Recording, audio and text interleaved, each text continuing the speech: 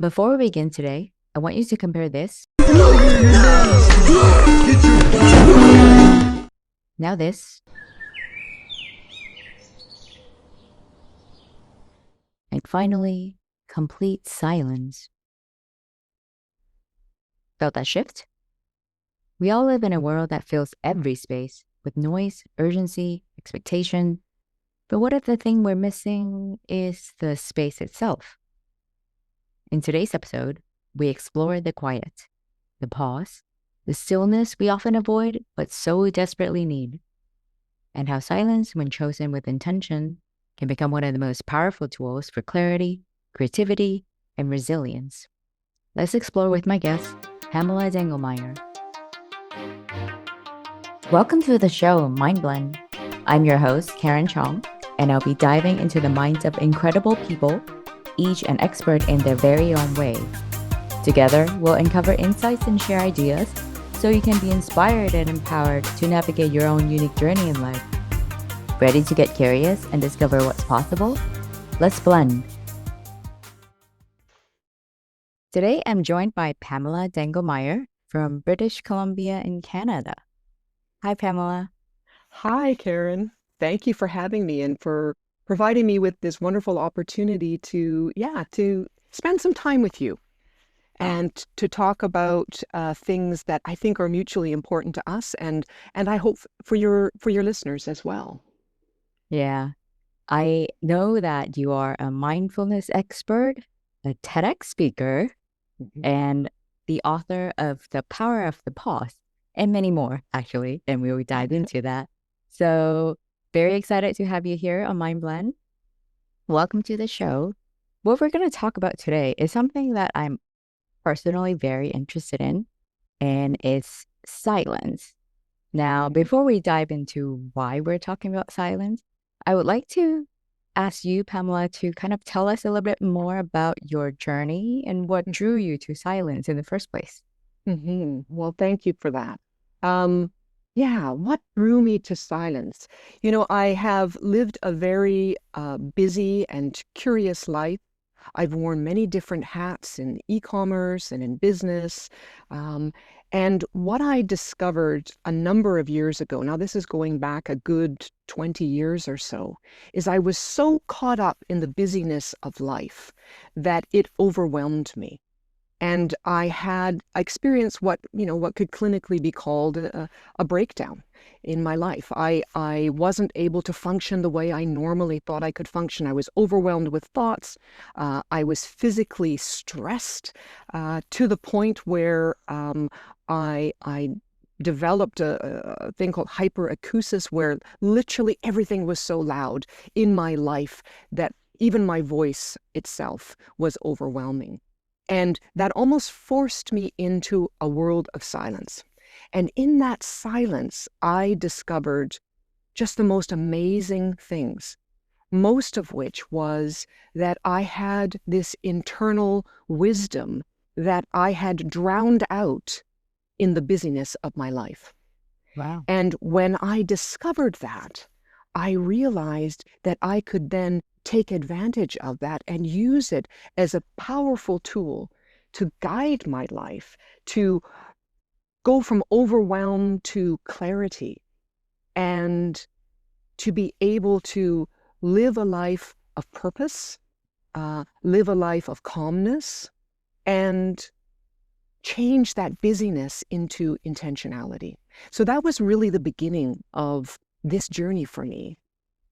And Wow. I went from there to actually getting some training. I have a graduate degree in mindfulness-based teaching and learning. I went on to get a certification as a life coach and propelled me forward into what I do now, which is motivational speaking and workshops centered on the principles of mindfulness, specifically integrating pauses into our day and the power that that can bring to people's lives. Wow. I have never met anyone who has experienced hyperacusis. Yeah, yeah. You Wow. don't want to experience it, trust me. When you were It's not describing great. it, I was thinking back to the times when I have nightmares. And in the nightmares, Mm-hmm. it was either chaos or it was war or something similar to that effect. The whole town was surrounding me. People were screaming.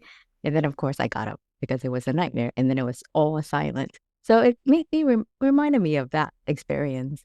Mm-hmm. Mm-hmm. Yeah, it's uncomfortable for sure. And I think that to some degree, modern society is suffering from hyperacusis in general because our world is so filled with noises and distractions and sounds that we almost have become used to it, and that drowning out of what I call that beautiful moment or moments of silence. It's like, as I mentioned in my TEDx talk, it's like modern society has silenced silence. And there is so much wonderful treasures to be found in silence. And so that hyperacusis forced me to be silent. And that is when I discovered it. And so it's what I want to share with other people. It's the gift that I want to give to others. Hmm. Yeah. And it's what you are advocating, silence. Mhm. It's almost like you're giving silence a voice, which Yes. sounds like an oxymoron. Mhm. But I definitely do find that in other conversations that I've had with other people, some of them are career coaches, some are Mhm. just mentors of mine. And there's more and more value in focusing, not multitasking, and just taking a moment, take a step back and evaluating, reflecting, and then take action. Mhm. So I definitely see that being advocated a lot more and more. And it's like you said, our world is noisy, Mhm. especially you've heard of squeaky wheel gets the oil. Yes. In the Yeah. world like that, how do you go about advocating for silence? Hmm. Well, the biggest stumbling block that I have come across when I advocate for silence, as you say, is that people innately sense a feeling of fear when they experience silence, true silence, for the first time.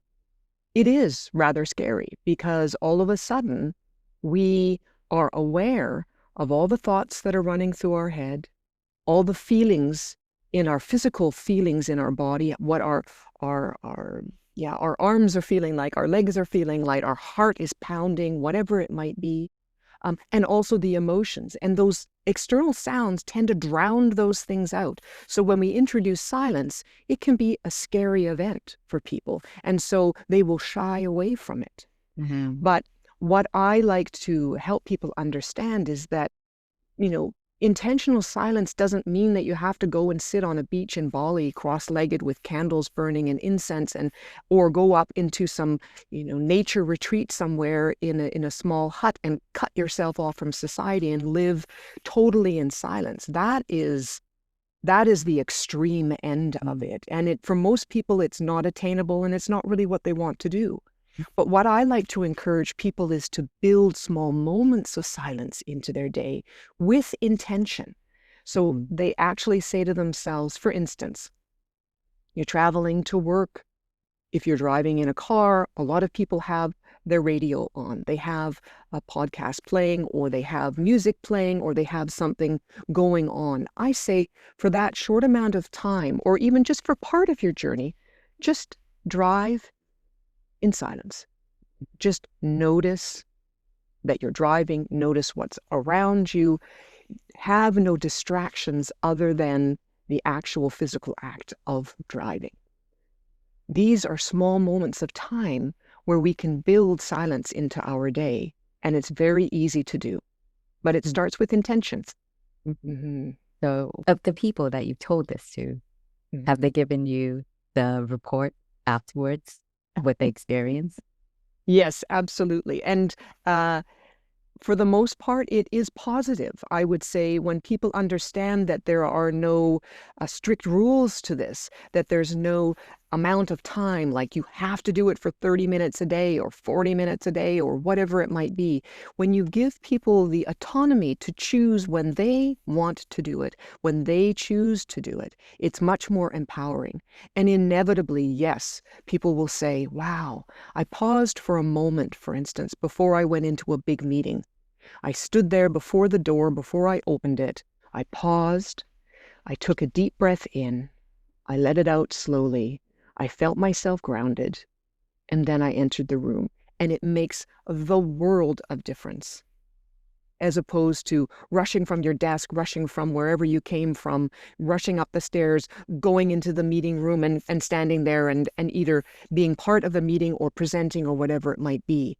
It's those moments of short pause. And yes, I've had very positive feedback from people who begin to incorporate this into their daily life. Yeah, it's so important to not just run around like headless chicken or jumping from.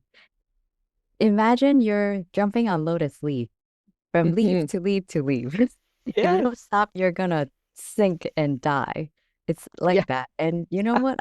You also just reminded me of when I took my driving test. Mhm. My instructor knew that I was very nervous.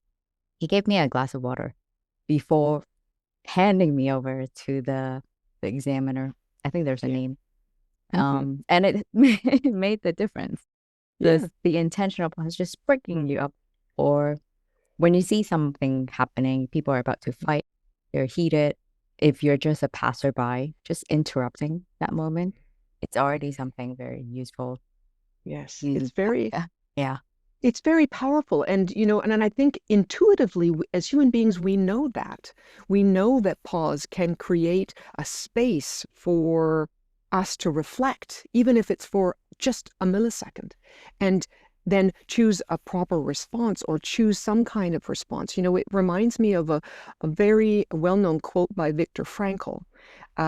He said that between stimulus and response, there is a space. And in that space is our power to choose our response. yeah. And in our response lies our growth and our freedom. Hmm. And that space can be a millisecond, it can be 2 seconds, it can be 3 seconds, it could be 5 minutes. Hmm. It's just an opportunity to go inward and draw from our inner wisdom that will guide us correctly every single time. Yeah. And I do agree that we get a little bit uncomfortable when things are silent. And I'm sure you've heard of the silent treatment that many Yeah. partners experience from their partners. And it's just Mhm. normally associated with negatives. People being Mhm. silenced, voices Mhm. being silenced. Mhm. Um, how would you approach someone who has that perception? Mhm. Well, that type of, as you say, silent treatment is what I would term sort of a negative use of silence. It's used as a power tool um, against someone, and I'm all for power tools for people, for yourself. So, in that sense, if their experience of silence has been negative, then to understand the intention behind that type of use of silence, as opposed to the intention behind the type of silence that I propose, which is for the greater good, for you personally, to get yourself grounded, to get yourself turned inwards, and to be able to guide yourself with your inner pilot as opposed to an autopilot, because so often we are just on autopilot. We're just going about our day, deflecting and reflecting and doing things that it's like a sailboat without a mast and a sail. We're just being tossed about by the waves. But as Yeah. soon as we do take those small pauses of time and or longer pauses, as soon as we build those into our daily routine, we begin to understand that we actually do have an inner pilot. And that inner pilot is the one that will guide us, that will serve us best and give us the greatest power to live our lives fully Mm-hmm. with positivity, intention, clarity, creativity, all of the things that we as human beings possess. And each individual is unique and brings something wonderful to this world. If someone is new to this, they are used to having a very hectic lifestyle, just in distractions here and there. What's the first step they can take? Well, the first step is to do the silence with intention. So, as I said, to build a small moment of silence into your day. And I talk about that in my ebook, The Power of the Pause. There's lots of different pauses that one can take. But the very first one and the easiest really is, as I mentioned already, is to just intentionally pause. It can be at any time. It doesn't have to be necessarily before a stressful moment in your day. It could be when you get up in the morning and you're in the bathroom and you're brushing your teeth and whatever it might be, just to take a moment and intentionally pause. Take a breath in, breathe out, and that's it. That's a pause. Yeah. And in that pause, as you begin to build those into your day, you will begin to discover really wonderful things. At the very least, it's given your mind and your body a rest from your hectic day, from whatever it might be, a rest, a pause, a space to just be. And we have so few of those in our days. So yeah, that just taking an intentional pause, a deep breath in and out, that's all it takes to begin. And it feels good. It feels good. I do yoga. So whenever I do that, I do feel like when I'm busy at work, just staring at the computer screen, I don't blink and I don't really breathe. And my optometrist told me, you need to blink more. Put a post-it on your computer, like next to your computer. Blink. Blink. Yeah. So like even these natural human operations are disrupted. They're distracted, busy. So clearing space in your head is really important. Why do you Yeah. think we have gotten so uncomfortable with stillness? Well, I think because it's just been drowned out with so many other things and we become used to it and then it becomes a habit. And, I felt you a know, moment of that. yeah, I'll go into that. Please okay. go on. Yeah, no, I was just going to say it becomes a habit and then we don't even remember that we actually had silence in our lives when we were younger already, or in other parts of our days and our lives, because things have just become so busy, so loud, so quote unquote normalized that we don't even realize it.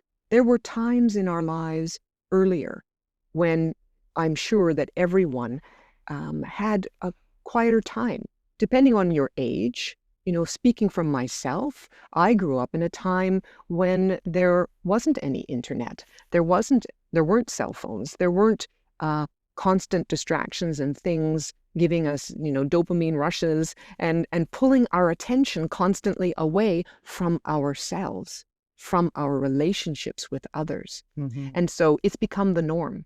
So of course, when we introduce silence into people's lives or encourage them, it's unknown territory for many people. And people are often afraid of unknown territory, of change, of things that aren't known. But as I said, if you introduce it in small doses, Yeah. pretty much, I'm pretty sure that most people will agree with me that there is a magical, wonderful thing that happens when you do pause, even for a moment, and notice your breath. Yeah. If you're usually really responsive, when you get a message, you respond right away. People can see that you're typing. When you don't do that, people think, oh my God, what's wrong with Pamela? Like, where is she? And this afternoon, I was not really talking to my husband. We're both at home. And at the end of the day, I was like, we haven't really talked all day. Are you okay? We are both okay. But the fact that we haven't actually made noise made me felt strange because usually there'd be something on, there's music or TV or we're on meetings. So yeah, we have gotten used to just constantly having distraction. Absolutely, yeah. I recently read a book actually by Sarah Anderson, and it's called The Lost Art of Silence. And it talks all about this, that in years past, in centuries past, silence was a huge part of the human existence. And as we have moved forward through the centuries, it has become less and less and less and less. And I really believe that we're losing an opportunity to create clarity and calmness, focus and purpose in our lives if we allow silence to slip away. Because silence gives us the opportunity to recognize what's important for us as individuals in our lives. And therefore, we can then live healthier, happier, more fulfilling lives. So it really is, I believe, crucial for people to begin to work moments of pause into their daily routine Yeah. and experience it, because society won't give it to you Yes, necessarily. you have to be intentional about Yeah, claiming back silence that you that's deserve. right. What do you Exactly. think silence, intentionally building silence into your routine, how do you Mhm. think that relates to how well somebody listens? Mm. They're very closely connected. Mhm, Absolutely. Um, Listening, I believe, truly listening, mindfully listening to someone else is one of the greatest gifts that you can give to another person. mhm, So often in this world, we don't feel heard. We don't feel truly listened to.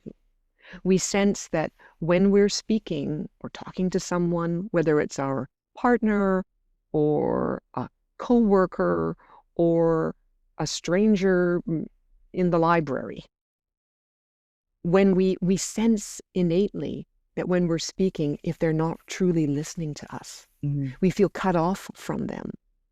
yeah, We feel distanced from them, not understood, not appreciated, not given any kind of value or respect. mhm, And so mindful listening really is truly exactly that. It's mhm, listening with intention to what the other person is saying, allowing them to speak, allowing them to express themselves, and doing our very best to avoid automatically beginning to formulate what we're going to say next. Because mhm, that's often what happens. Someone will yeah, say something, they say something, they say something, they say something, and it goes back and forth like this, like a tennis mhm, match.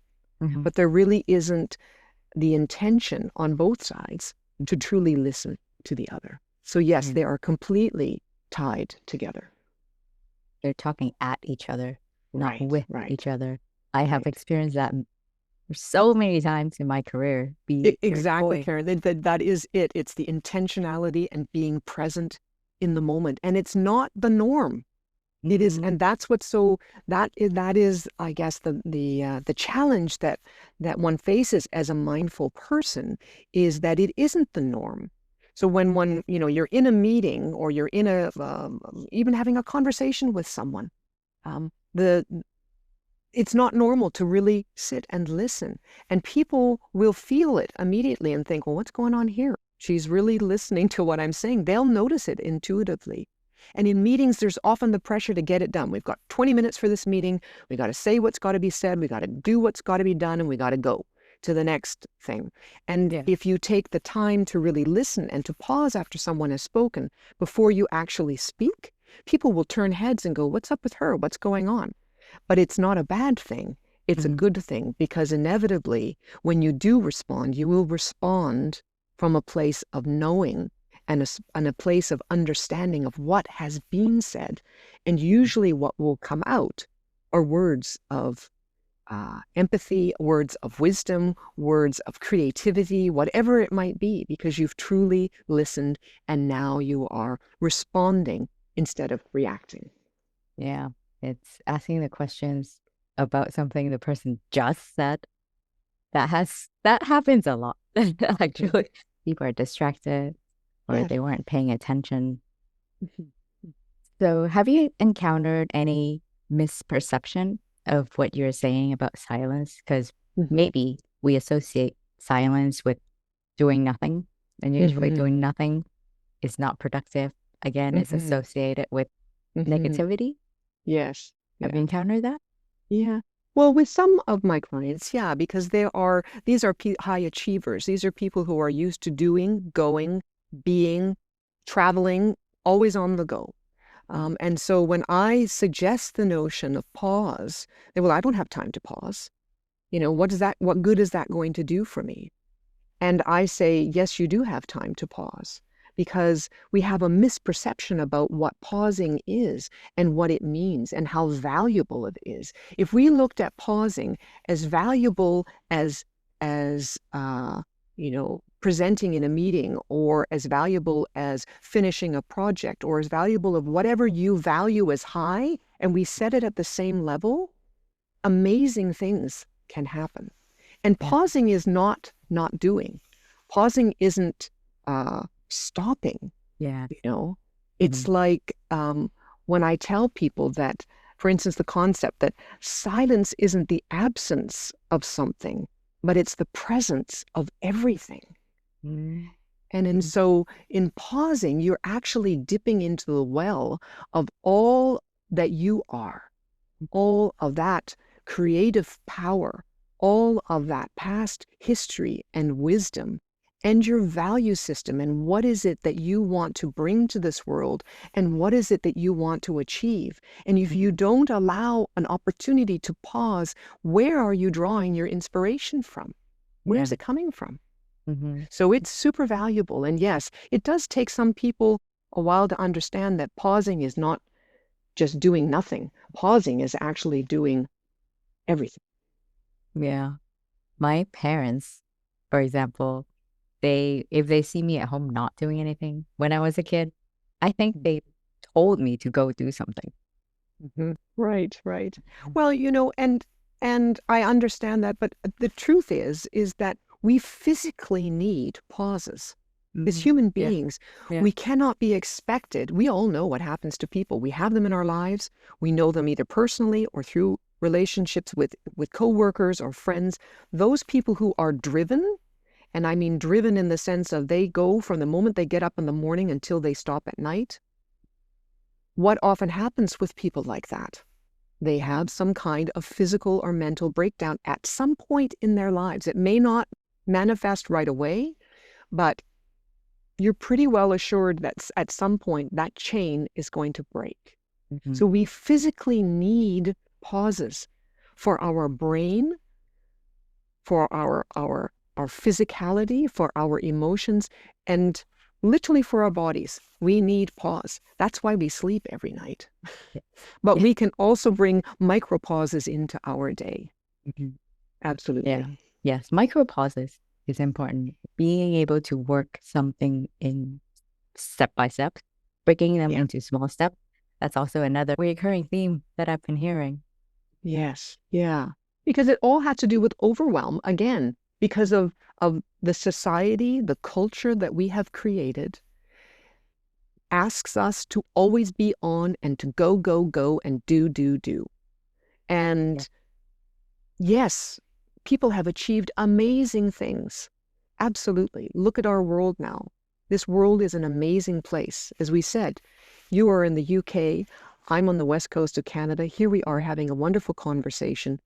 And that's because there are people behind the technology that allows us to do this. So, yes, this is wonderful. But we also need to balance it with self-reflection and self-care.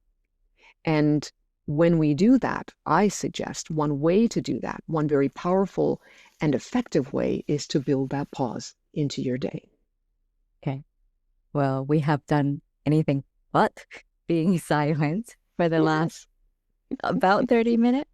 Yeah. So I'd like to play a lightning round with you to finish off our episode. So just Sure. gut reaction. No need to Okay. think too much. So you encourage us to build small pauses into our lives. What's a pause practice that you always, it's your go-to? Hmm. My pause practice is I actually have an app on my phone, a mindfulness app that rings a bell randomly once an hour, and the Randomly. randomly. Okay. So I have it. I have my cell phone with me, as most people do. It's part of the what I have, the technology that I carry with me. And that little bell will ring randomly every hour, except when I said it, I'm sleeping, obviously. And the bell sound will last for maybe 5 seconds. And when that bell rings, I take a pause. I take a deep breath in and I let the breath out. It's based on the teaching from Thich Nhat Hanh, a Vietnamese Buddhist monk, very, very prolific writer. And he actually began to introduce this idea of a random bell. And it's very easy to do. And it's amazing what happens when that bell rings, when you notice, what are you doing right at that moment in time? Am I rushing? Am I busy? How am I feeling? What's my breath like? So yes. Yeah, that's a very good point. It's waking you up, like shaking you Yes. to come out of whatever you're in. Yes. In a gentle way. Because it's like it's a nice light ding. That's all that it is. I was gonna ask, how does it sound like? Yes. Yeah. It's a lovely, just nice light bell sound. And I'm sure you said it when like you need to focus, for example, you're writing or Right. talking to someone. Yeah. Right. Yeah. Next one. What's one place where silence surprised you? Mm. Well, I would say I'd have to go back to when I was giving my TEDx talk. And I referred back to a time when I was a teenager and I scuba dived. And it was the first time that I experienced a true immersive silence. As I dipped down under the waves, it was noisy up above, lots of sounds, and I went below, and all I could hear was the sound of my own breath going in and going out. And that was admittedly somewhat unnerving to begin with. But then I began to love it. And yes, it was surprising for me that immersive, all-encompassing silence. Yeah. And because you were scuba diving too, you were deep. So Yes. And I was floating. I was floating, so it was a world unknown to me. It was a physical feeling. It was an emotional experience that I hadn't experienced up above the water. So it was quite profound for me, and one that really did change me in many ways, because at that point in time, I recognized uh, the wonderful power of that silence. and it made an impact on you. It did. Yes. Yeah, it did. Okay. Next one. What has been the most effective way to make someone go silent immediately? To make someone go, okay, well, I think focus and intention and a very soft voice from me. Often when someone is speaking and they might be upset, they might be, angry or emotional in some way, my first step is to really look at them in a very caring and empathetic way, even if they're angry at me, and then to speak with kind and gentle words, but in a very soft, gentle voice. This can be very disarming for people, and also says to them, listen, I care about you. I'm listening to you. What is it that you want to say? Yeah. Yeah. There's no use pouring oil and fire, really. No.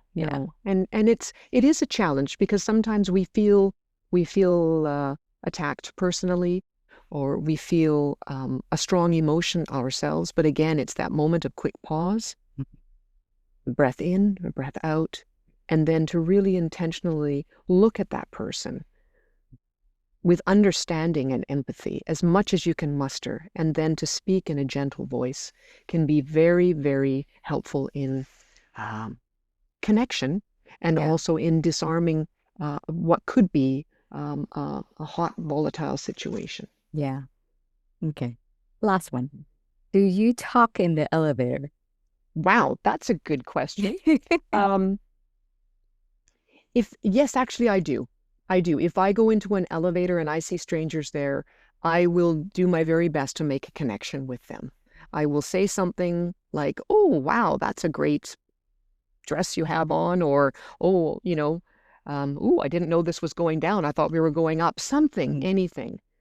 Very rarely, no, I won't stand in an elevator and be silent with people. And even as I say, even just a smile is a Mhm. way of communicating with Yeah. people, Yeah. just to let them know, hey, here we are in an elevator together. Hmm. Okay, it might be like 5 seconds that we're together, but it's going to be an enjoyable experience. Yeah. Yeah. That's that's interesting because I am definitely in this camp of not talking in the elevator. Hmm. If I'm having a conversation with a friend, I will stop when You'll someone stop. comes in. I'll stop mainly because Uh-huh. I don't want anyone else to know what we're talking about. But Gotcha. it also depends on where you are. Because in Yeah. London, Hmm. there's a stereotype that you don't look anyone in the eye, you don't talk Hmm. to anyone. So it's perfectly acceptable to not talk or look or smile at someone Hmm. if you're in the elevator with them.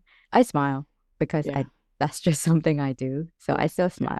May not talk to them, but I acknowledge their presence. And that's what Right. you're doing. Exactly. You Exactly. acknowledge their Exactly. presence. You acknowledge their presence. And I mean, the question that, we have to ask ourselves in situations like that where the culture says, don't look, don't smile, don't talk.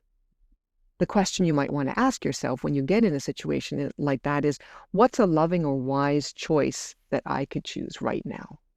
Yeah. And even if it is to break the norm and smile, just smile at Yeah. people.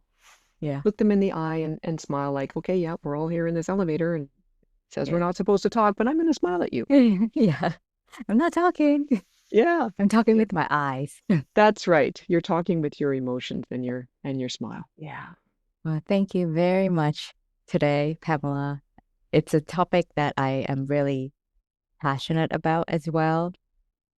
Just the power of being the still in a world of chaos Yeah. is something that I really swear by, Hmm. partly because of my field of work, project Hmm. management, but also because I see increasingly that it's really needed. It is. It is. And it's a simple, attainable practice that anybody can incorporate. And that's one of the reasons that I wrote my ebook, The Power of the Pause, because I had so many people asking me, how do I start? Where do I begin? How can I incorporate this into my life? And it's a lovely little booklet about, 30 pages long or so. It has lots of tips in it, lots of great ideas of how you can build pauses into your day. There's even like a 7-day challenge at the end where you can try a different pause technique each day, where you can Mhm. journal about it and see which one works for you. Because the truth is, I'm not here to tell people how to do it for them. It's like a buffet. There's opportunities and choices that fit for each person individually. But once you find it, my gosh, the golden treasures that can come out of that beautiful space Yeah. Yeah. are wonderful. And Yeah. so yeah, It's just like an enlightenment almost. yeah, yeah. Yeah.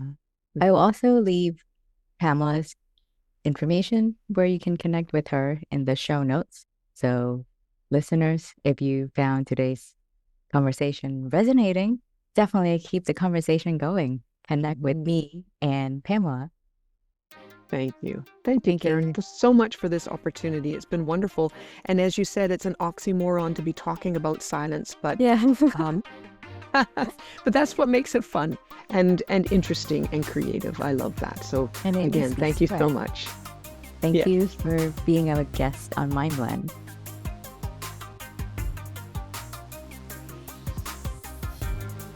Thanks for listening to this episode of Mind Blend. If you enjoyed the conversation, don't forget to follow and share it with anyone who needs to hear it.